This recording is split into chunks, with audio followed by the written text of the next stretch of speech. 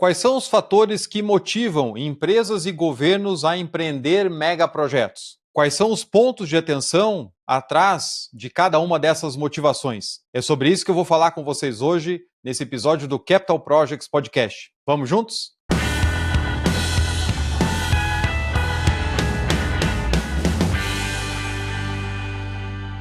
Olá, amigos do Capital Projects Podcast. Eu sou o André Schoma e estou aqui para mais uma conversa aberta sobre os desafios na gestão de projetos de capital. Você que é ouvinte ou espectador assíduo aqui do nosso canal, já sabe que nós lançamos o curso GPI FEL, Gestão de Projetos Industriais com o uso da metodologia FEL, depois de quase 11 meses de preparação aí desse novo treinamento que ficou show.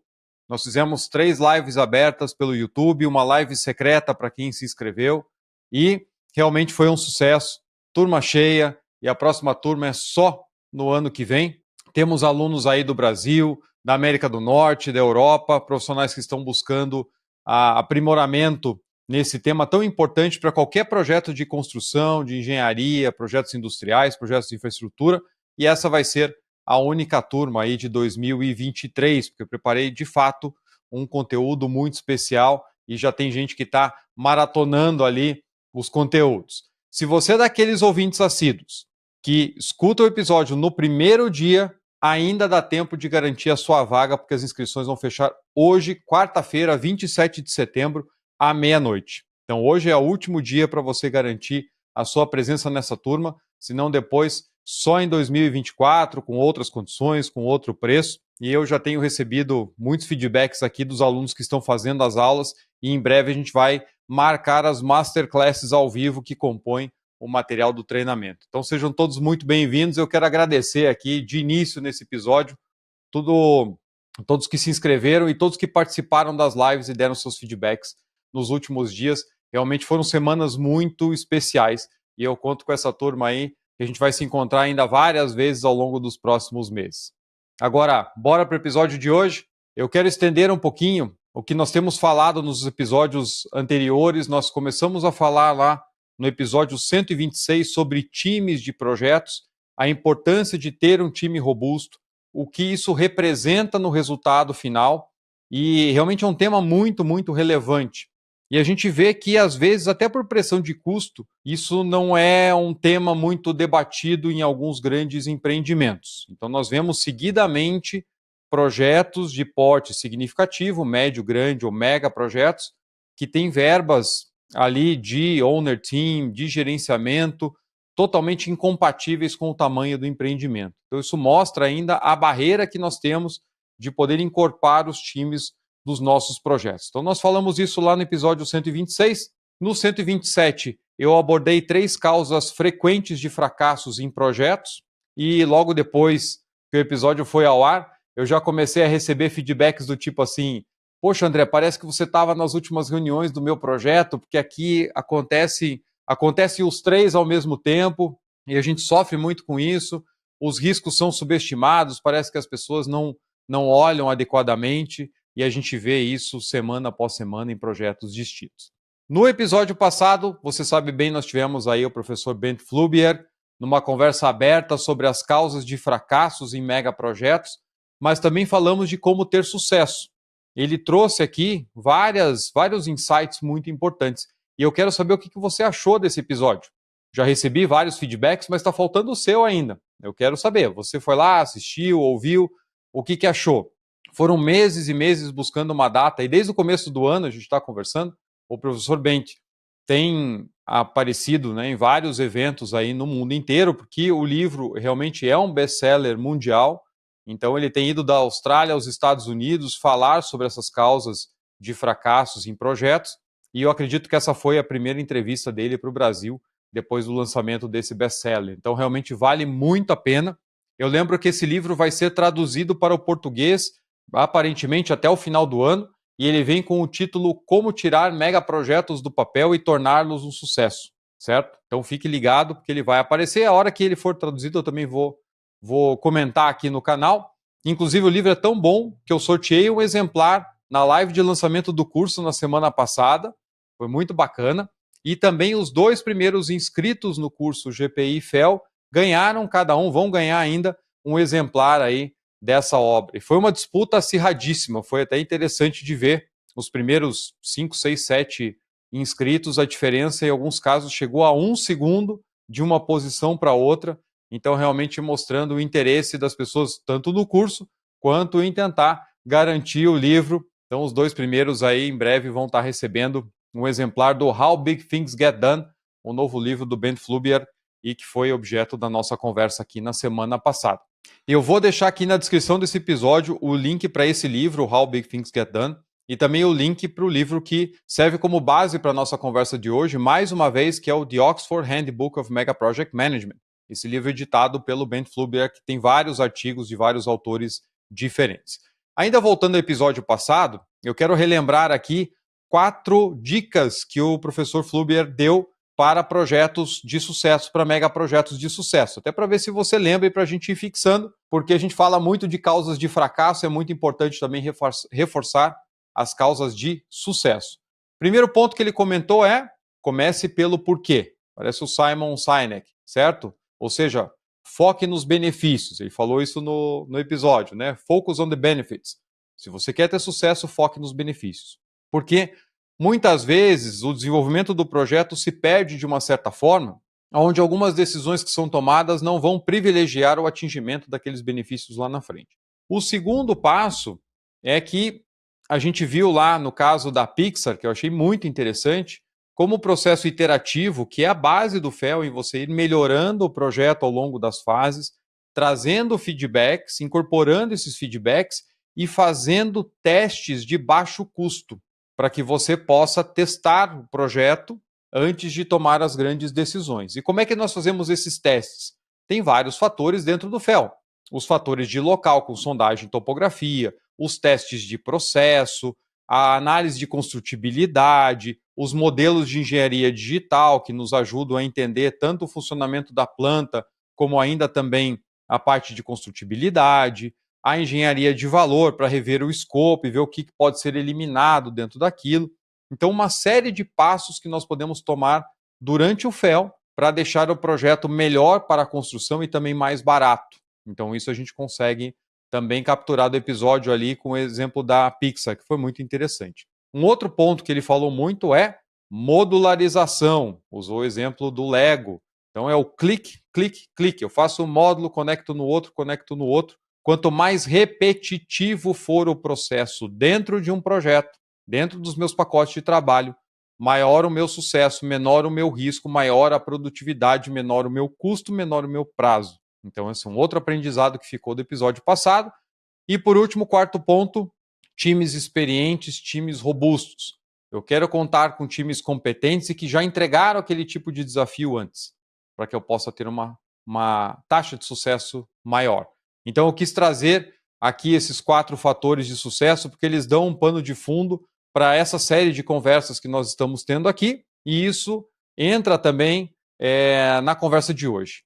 Né? Para acrescentar mais tempero, então, nessa conversa, hoje a gente vai falar de 4 motivadores para megaprojetos, as questões grandiosas, as questões especiais, que fazem com que tomadores de decisão acabem optando por fazer grandes empreendimentos. São fatores que levam ali a essa motivação. O Bent, lá nesse livro, The Oxford Handbook of Mega Project Management, ele fala do The Four Sublimes, os 4 fatores sublimes, grandiosos, que motivam esses projetos e que devem ser estudados, porque muitas vezes eles acabam levando aos resultados que nós já vimos aí na prática. Eles refletem muito bem esse contexto. Quais são esses 4 fatores? A questão tecnológica, a questão política, a questão econômica e a questão estética. Então, repassando de novo, questões tecnológicas, políticas, econômicas e estéticas. E são essas 4 que nós vamos falar no episódio de hoje. Vamos lá. Para quem assiste lá o Peninha, né, o Eduardo Bueno, ele fala assim, agora que vai começar o episódio. É claro que a gente deu um contexto importante aí para encaixar os temas que nós vamos falar hoje, esses 4 fatores. Então, brincando um pouquinho, agora que nós estamos começando, falando primeiro do fator tecnológico. A gente adora a tecnologia de ponta. Quando a gente vai fazer um projeto novo, a gente quer que ele seja diferenciado, a gente quer que ele seja um destaque. E por muitas vezes os projetos acabam sofrendo com isso. Quem já viu projetos industriais onde lá no final do FEL 3, no final da engenharia básica, chega o pessoal de engenharia de processo e fala assim, a gente tem que fazer uma mudança, porque desse jeito não vai funcionar, ou saiu uma tecnologia nova no mercado, o custo aqui é reduzido, etc. A gente tem que mudar a tecnologia de processo. Tecnologia de processo é coração do início de FEL 2. E dependendo do tamanho da decisão, é até parte de uma prática de incremento de valor de final de FEL 1, na análise de tecnologia. Então, isso provoca mudanças gigantescas dentro do projeto. Eu não quero deixar para resolver isso tardiamente. Então, sempre buscar por novas tecnologias tem esse fator de que eu preciso fazer isso logo no início, porque as implicações são muito grandes. Senão, no final, o projeto acaba atrasando e depois a planta até não tem a performance que eu quero. Por quê? Porque eu não domino aquela tecnologia de processo que eu estou utilizando. Mas isso também envolve questões que não necessariamente envolvem ali tecnologia de processo ou questões de software e sistemas. Quer ver? Quando eu vou fazer o prédio mais alto, a ponte mais longa, o viaduto mais alto, o maior aerogerador do mundo, o maior caminhão fora de estrada, a maior escavadeira, a mina mais profunda, tudo aquilo que sai do convencional e vai para um extremo significa que eu estou entrando num campo onde ninguém foi.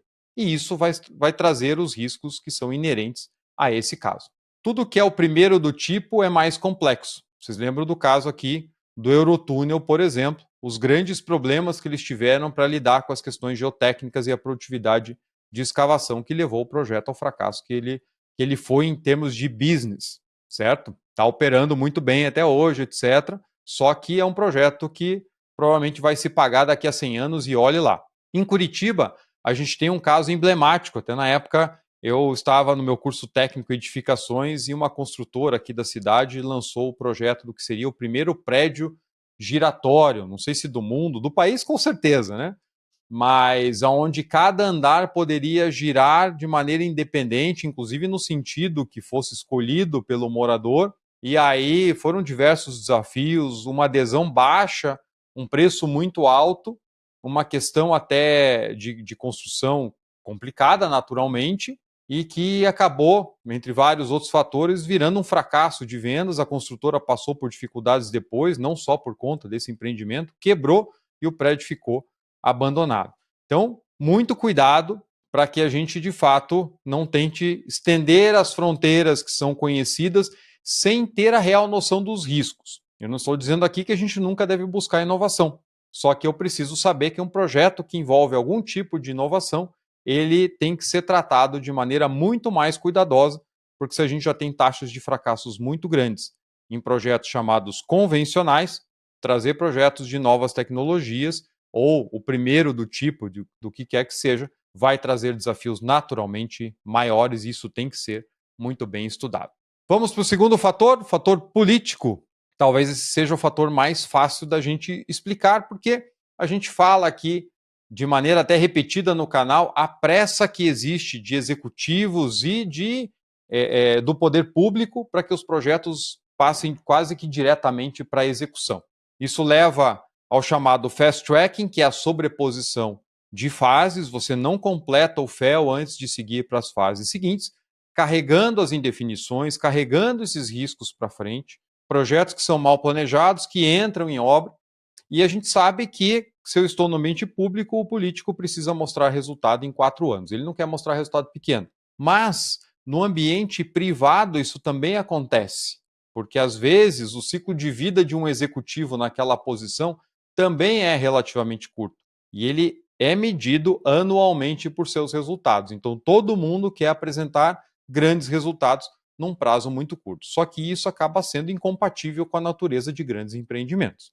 Megaprojetos atraem a atenção da mídia, geram grandes mobilizações dentro das empresas, resultam em grandes impactos e grandes transformações. Quanto maior o projeto, maior o legado. Se esse legado for positivo, excelente. Mas, infelizmente, normalmente o legado ele é negativo. São prejuízos e prejuízos e poucos benefícios. Então, essa pressa de fazer um projeto de grande porte em baixo, né, em curto período de tempo, um espaço ali muito curto, acaba gerando esses problemas todos que a gente fala tanto aqui. É só olhar para dentro de casa, né, pessoal? Então, assim, qual que é o legado positivo que ficou da nossa Copa do Mundo e das nossas Olimpíadas proporcionalmente ao tamanho do investimento, certo? O que ficou de perene, o que trouxe de benefícios para a sociedade, sendo que a gente sabe que a gente tem pago esses impostos até hoje. Então, o legado que vem através dos projetos é a busca de toda decisão política, tanto na esfera pública quanto na esfera privada, só que a gente precisa, mais uma vez, ter em conta que tem casos onde eu não consigo acelerar só pela minha própria vontade. Tem questões técnicas muito complexas a serem resolvidas dentro da engenharia, dentro do planejamento, dentro da cadeia de suprimentos, e que eu não consigo só pela minha vontade encurtar o prazo de um projeto em 20, 30, 40%, certo? Vamos para a questão econômica. O discurso econômico é o que mais justifica os megaprojetos. Esse projeto vai trazer bilhões de investimentos para a região. Ah, esse projeto vai criar dezenas de milhares de empregos diretos e indiretos. Esse investimento terá impactos positivos duradouros para essa comunidade. Grandes projetos mobilizam uma série de empresas e várias centenas ou milhares de profissionais. Isso é fato. Tem o seu lado positivo, pela criação das oportunidades, mas também o seu lado negativo. A dificuldade em você conseguir mão de obra qualificada dentro daquela necessidade, no prazo super apertado do projeto, e também um efeito negativo se esse projeto for cancelado. Também temos os reflexos pós-projeto, com muitas pessoas tentando se fixar na região depois do projeto estar pronto, ou até mesmo durante as obras, buscando oportunidades, mas que acabam não conseguindo e aí acabam vivendo em condições de vulnerabilidade. Então, tudo isso tem que ser observado quando nós vamos empreender um grande empreendimento, um grande projeto, porque é um efeito colateral que acaba acontecendo, como falei, para o lado negativo. Você cria oportunidades? É claro que você cria. Agora, o quanto aquela comunidade consegue aproveitar essas oportunidades e o quanto vem de benefício versus aquilo que pode acontecer pelo lado não tão positivo. Quando tivemos aquele pico da crise mais recente de grandes projetos, tanto na esfera privada quanto na pública, ali entre 2014 e 2015, era comum eu receber e-mails dizendo, olha, a projetista tal, pelo cancelamento de tal projeto ou de tais projetos, acabou dispensando hoje 450 profissionais. Eram e-mails nessa ordem, assim, 100, 110, 150, 450, acho que esse foi o maior valor que eu cheguei a receber lá. Então, grandes impactos que vão cascatear por toda a cadeia que dá suporte aos grandes empreendimentos. Para as empresas, o sonho de ganhos quase sem limites em megaprojetos frequentemente vira o pesadelo dos prejuízos infindáveis. Problemas operacionais e a necessidade de colocar o chamado dinheiro bom depois de dinheiro ruim. Os projetos para consertar projetos, porque você não chegou na capacidade nominal que tinha sido planejado, porque o projeto tem vários problemas, porque ele atrasou, porque ele gastou muito mais. No caso de projetos públicos, é o pacato contribuinte que paga os boletos, e isso não é só no Brasil, isso acontece no mundo inteiro.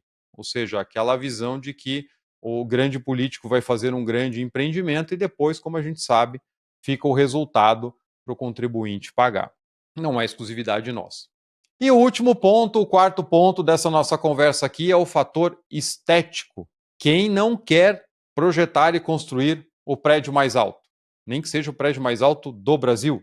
Quem não quer construir o Museu Guggenheim lá em Bilbao, como o Frank Gehry fez, que o professor Ben comentou aqui no episódio passado?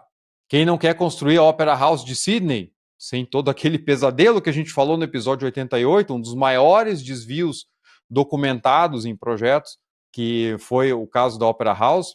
Acho que eu cheguei a citar em algum outro episódio que até as fundações que foram feitas antes do problema das conchas ser solucionado tiveram que ser dinamitadas para que elas fossem refeitas da maneira correta ou da maneira definitiva depois que o projeto estrutural foi resolvido, porque a fundação estava sendo feita pela pressa, sem antes resolver a eestrutura da cobertura. Quem não quer inaugurar a famosa Golden Gate lá nos Estados Unidos, ou o Museu do Amanhã no Rio de Janeiro, ou o Museu do Olho aqui do Oscar Niemeyer em Curitiba. É claro que isso fica, todo mundo fica bem na fita, bem na foto, ao inaugurar um grande projeto como esse, ao projetar, ao construir um grande projeto como esses. Agora, buscar fatores estéticos tem o seu preço, porque alguns pontos serão incomuns aos demais projetos, e aí muito mais difíceis de orçar, muito mais difíceis de resolver as questões técnicas. Eu lembro que eu assisti há muito tempo atrás o caso do cubo d'água lá da Olimpíada de Pequim, onde foram feitas as competições de natação, e aí foi feito um documentário com a empresa projetista, o consórcio australiano que ganhou o projeto, e eles fizeram todo o design, etc., e submeteram na concorrência, era uma competição de design, e aí eles estavam filmando dentro da empresa quando chegou a notícia de que eles tinham ganho o concurso. E ao invés de ver as pessoas comemorando de maneira efusiva, na verdade o que você via era o desespero do pessoal de engenharia, os projetistas da estrutura metálica, porque eles não tinham a menor noção de como fazer o projeto estrutural daquilo, para poder cumprir com a estética do local. Então, assim, olha a complicação. O fator estético tem o seu preço e tem que ser considerado, né? Assim como foi o caso do prédio giratório que eu comentei com vocês aqui. Em poucos casos, os projetos terão sucesso, como o caso do Museu de Guggenheim, o Guggenheim lá em Bilbao, do Frank Gehry, que o professor Fluber comentou no episódio passado, que foi entregue abaixo do custo, dentro do prazo, e entregou muito mais benefícios. A movimentação, o impacto positivo que teve para Bilbao foi realmente muito maior do que eles podiam pensar. São pouquíssimos projetos onde isso vai acabar acontecendo de fato. Nem sempre o mais bonito é o mais barato ou o mais rápido. E se já é difícil entregar o feijão com arroz, quem diria fazer ali uma receita elaborada. Agora eu quero saber, isso tudo faz sentido para você? Já viu um projeto, por menor que seja, sendo movido por um desses 4 aspectos aqui? Ou de ganhos ilimitados, ou porque esteticamente ia ser diferente, ou por uma vontade política, ou então porque ele era uma nova tecnologia? E como ele terminou? Terminou bem? Terminou mal? Quero receber os seus comentários, seja no LinkedIn, seja no meu Instagram. Aliás, quem não me segue no Instagram, por favor, passe a seguir lá. Eu vou começar a colocar mais conteúdo também sobre o podcast, sobre o FEL, lá no Instagram. Tiramos as lições do episódio passado com o professor Ben, de que fazer bons projetos é difícil. A gente já vem falando isso nos 2 anos e meio quase aqui do nosso canal. Uma das saídas é a modularização. Vocês devem lembrar que ele falou do Lego, modularização, clique, certo? Então, existem saídas. Veja o caso de prédios mais altos. Ele mesmo falou que o Empire State Building, quando entrevistaram lá um dos responsáveis, ele teria dito, nós não construímos um prédio de 102 andares, nós fizemos o mesmo andar 102 vezes. Isso facilita muito a visão. Você tem uma abordagem que te dá produtividade, possibilita a pré-montagem, a otimização do teu design para que você consiga chegar naquele objetivo. É claro que se o prédio for em concreto, como acontece com outros edifícios no mundo, o desafio ainda permanece. Você precisa resolver questões específicas e diferenciadas de fundação. Você precisa ter soluções para bombear concreto para os andares mais altos. Como é que você vai fazer isso? Usar, né, concreto de alto desempenho para que você tenha peças mais esbeltas, porque se você for aumentar muito a robustez da estrutura, em termos de dimensões, você fica com os últimos andares quase que inabitáveis, né, pelo tamanho da estrutura. E, ao mesmo tempo, você tem esse desafio da robustez versus a flexibilidade natural de prédios muito altos. Vocês já devem ter visto aqueles vídeos, algumas vezes até alarmistas demais, de prédios altos ali com a água da banheira balançando, e às vezes até vazando por conta do vento. Então isso é natural que isso aconteça dentro dos edifícios mais altos. Agora tem que ser tratado naturalmente nas questões estruturais. Deve ser e é tratado nas questões estruturais. Não é para ninguém ficar com medo aqui, não. Então, para novos resultados, nós temos o quê? Novos desafios, e por isso a gente não pode ficar nas mesmas práticas. Por isso a gente fala tanto das questões de FEL, até no próprio curso lá no GPI FEL a gente aborda muito, bate muito nessa tecla, porque essas questões precisam ser resolvidas durante a fase de definição. Então, não confie nos projetos tipo Discovery Channel. Eu nunca vou esquecer, estava assistindo um documentário sobre Itaipu, até bem antigo, e nunca mais consegui recuperar esse documentário. Se alguém tem acesso aí, me manda o link. E lá eles falavam, né, mostravam uma grande concretagem, e aí aquela questão, aquele suspense. E durante a concretagem de um bloco, não sei o que, com muito concreto, surgiu um problema. O concreto estava aquecendo demais pelo volume, porque o concreto libera calor durante seu processo ali, né, de cura. E isso poderia provocar rachaduras na estrutura, os engenheiros precisavam resolver esse problema, e aparece uma mesa cheia de pessoas debatendo, etc, etc. E aí chegaram à solução de misturar gelo no concreto para conter a temperatura de reação, etc. Isso tudo é resolvido e foi resolvido durante o FEL. Inclusive, eu tive a sorte de ir pela Universidade Federal do Paraná, passar um mês lá em Itaipu, não durante a obra, né? Eu já falei aqui, meus cabelos brancos não são tão brancos assim, mas eu estive lá no estágio em 98 e aí debatemos com o pessoal de engenharia lá, foi muito bacana, várias questões construtivas e obviamente essa questão do gelo já foi pensada na época de projeto, quando foi criada a usina de concreto dentro do canteiro, já tinha usina de gelo do lado, então você não quer deixar para tomar essa decisão ou de encontrar esse problema quando você tem 15 mil pessoas no campo esperando chegar o próximo transporte ali de concreto, a próxima caçamba daqueles cabos aéreos para fazer a concretagem. Então, não confie nesse tipo de documentário sensacionalista, resolva as coisas durante o FEL. E a gente fala muito sobre isso dentro do treinamento, como é que o FEL reduz esses riscos.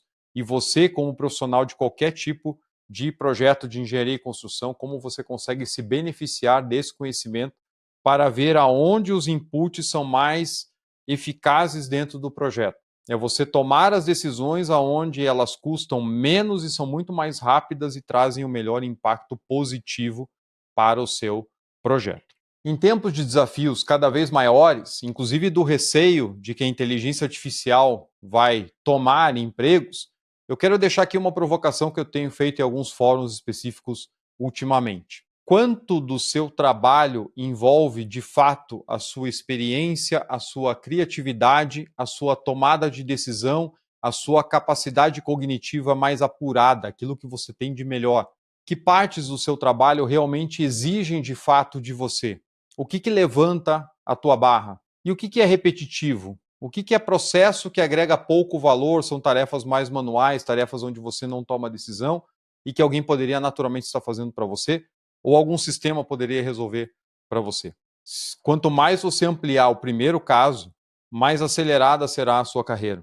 E maior diferencial competitivo você vai ter, inclusive em tempos de inteligência artificial. Então, quero deixar aqui esse pensamento, esse enorme desafio que todos nós temos. Não é algo novo só pela inteligência artificial, mas agora nós chegamos num ponto onde está ficando cada vez mais fácil substituir tarefas que não agregam valor e passar isso para a máquina.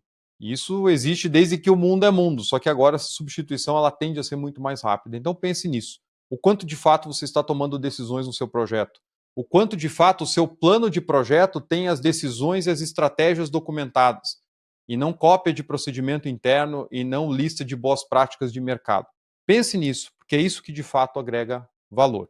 Eu quero aproveitar esse tempo aqui também para agradecer os alunos que se inscreveram no curso GPI FEL. Lembro, mais uma vez, que se você está ouvindo no dia de lançamento desse episódio, hoje é o último dia, as inscrições encerram à meia-noite do dia 27 de setembro de 2023. Depois disso, só em 2024, com outras condições, com outro preço. Essa turma realmente está muito especial, a gente tem muito conteúdo ainda para colocar lá. Temos as lives, as masterclasses para fazer, as sessões de tira dúvida. Então, realmente, quem entrou agora vai passar aí um bom tempo comigo, vai ter acesso ao material do curso por um ano inteiro, então eu tenho certeza que vai ser um grande diferencial na carreira de quem entrou. Aproveitando também para dizer que eu vou deixar uma pesquisa aqui nesse episódio para você que escuta ou acompanha ou assiste pelo Spotify. Eu quero saber quais dos fatores de sucesso que a gente falou no episódio passado, que o Bent Fluber deixou para nós aqui, quais ou qual você acha que é mais difícil de alcançar nos seus projetos. E eu espero a sua resposta, quero também provocar vocês lá no LinkedIn e no Instagram. Então, espero o retorno de vocês. Quero agradecer também aos nossos apoiadores no Catarse, aqueles membros que contribuem mensalmente aqui para o Capital Projects Podcast. É graças a vocês que a gente consegue manter esse programa rodando todos os meses. Essa semana fiquei feliz mais uma vez de despachar mais 2 canecas para apoiadores especiais aí que estão contribuindo para o nosso canal e que vão receber a caneca personalizada do Capital Projects Podcast. E se a sua empresa quer patrocinar aqui o nosso canal, entre em contato e a gente monta um projeto bacana junto com você. E obrigado a todos que me acompanharam nas lives aí nas últimas semanas, realmente foi muito especial uma interação fantástica, as pessoas de peito aberto, trazendo os problemas, trazendo seus comentários, comentando sobre as práticas que conseguem fazer e as que não conseguem fazer. Então, realmente foi muito especial. E agradeço também quem está acompanhando esse episódio até aqui. Isso tudo é feito por vocês, para trazer conteúdo relevante para a comunidade. E o que você pode fazer, então? Apoiar o canal, compartilhar esse conteúdo, enviar para um colega, colocar lá no LinkedIn os seus principais aprendizados, porque isso tudo ajuda a fortalecer a nossa comunidade. E por hoje é só. Um grande abraço e até a semana que vem.